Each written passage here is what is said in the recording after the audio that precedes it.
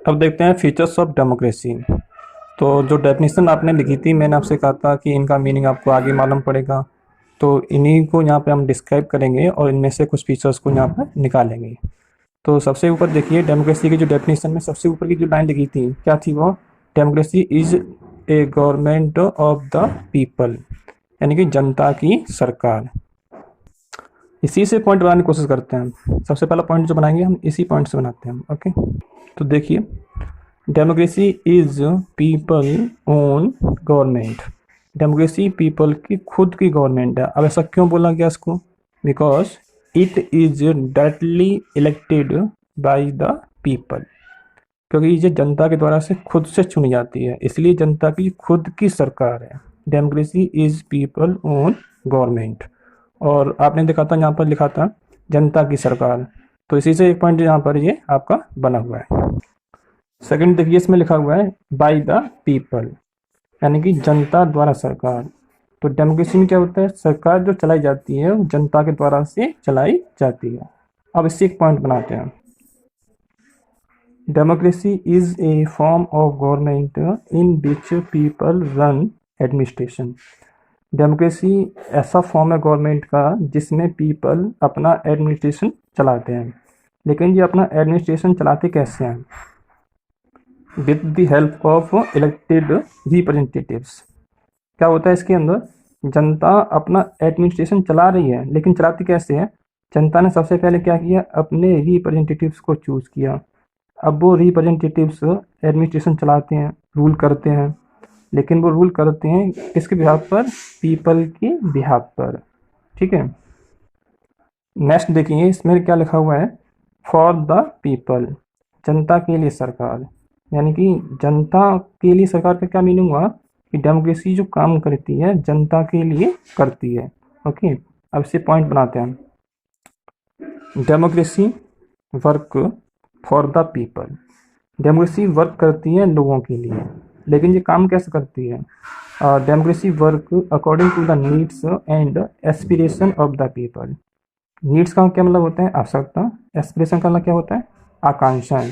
लोगों के लिए काम तो करती है, लेकिन उनकी नीड्स के अनुसार, उनकी इच्छा के अनुसार काम करती है।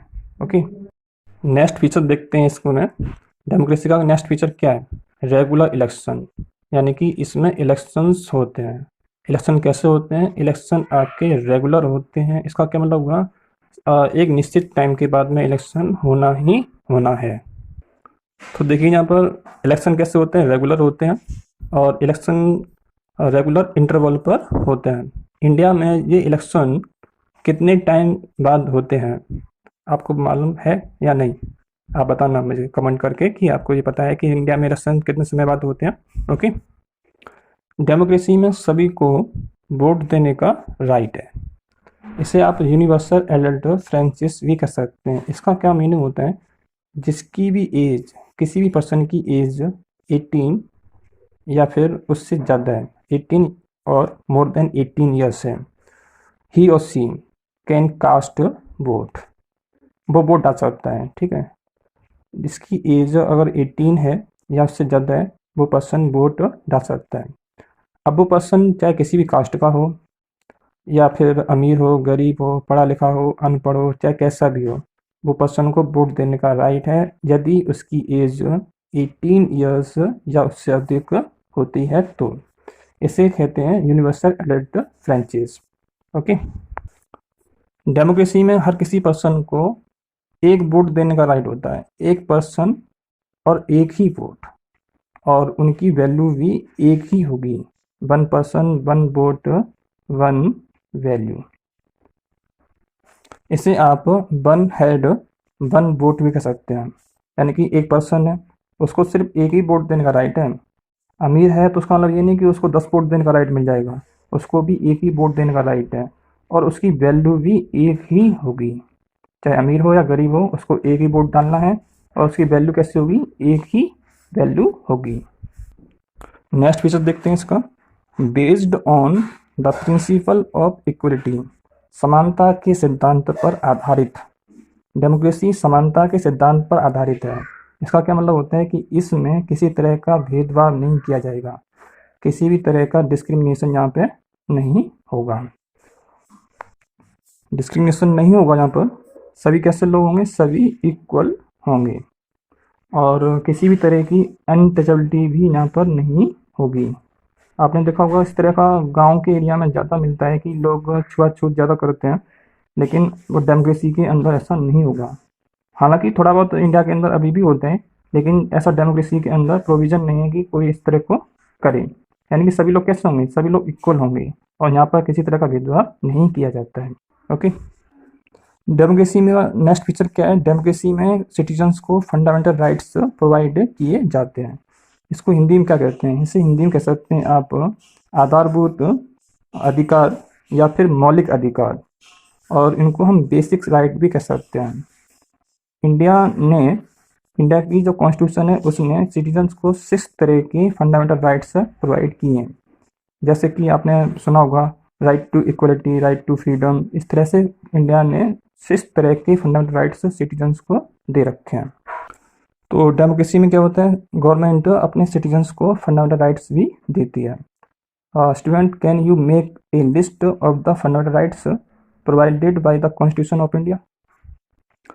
नेक्स्ट देखते हैं, डेमोक्रेसी में फ्रीडम भी होती है सिटीजन्स के पास में। वैसे इसी का पॉइंट है यहाँ पर, इसमें आपने सेकंड पढ़ा था। एक तो होता है इसके अंदर राइट टू इक्वलिटी, सेकंड होता है इसके अंदर राइट टू फ्रीडम, तो उसको थोड़ा सा अलग किया यहाँ पर। डेमोक्रेसी में सिटीजन्स को फ्रीडम होती है कि वो कोई सा भी काम कर सकते हैं और कहीं पर भी जा सकते हैं और अपनी व्यूज़ एक्सप्रेस कर सकते हैं। इसे आप फ्रीडम ऑफ स्पीच भी कह सकते हैं, ठीक है। और डेमोक्रेसी में कहने का मतलब ये है कि डेमोक्रेसी में फ्रीडम लोगों को होती है कि वो कोई सा भी बिजनेस करें और अपनी स्पीच दे सकते हैं, कहीं भी आ सकते हैं, कहीं भी जा सकते हैं। तो इस तरह की फ्रीडम्स डेमोक्रेसी में सिटीजन्स को प्रोवाइड की जाती है। नेक्स्ट देखिए इसके अंदर freedom to criticise the government. यहाँ पर डेमोक्रेसी में गवर्नमेंट को क्रिटिसाइज यानी गवर्नमेंट की आलोचना करने का भी फ्रीडम होती है। तो ये इसी का एक पॉइंट यहाँ से लिया गया है, फ्रीडम वाला पॉइंट जो है कि डेमोक्रेसी में गवर्नमेंट की हम बुराई भी कर सकते हैं। अगर कोई काम हमें गवर्नमेंट का अच्छा लगता नहीं है तो हम उसकी क्रिटिसाइज कर सकते हैं। ये राइट और किसी गवर्नमेंट में नहीं होता, आप डिक्टेटरशिप में इसको नहीं दे सकते हैं। अगर आपने तानाशाही के अंदर किसी की बुराई की गवर्नमेंट की तो आपको सख्त से सख्त सज़ा दे सकती है, लेकिन डेमोक्रेसी के अंदर क्या होता है, डेमोक्रेसी के अंदर आप गवर्नमेंट की आलोचना भी कर सकते हैं।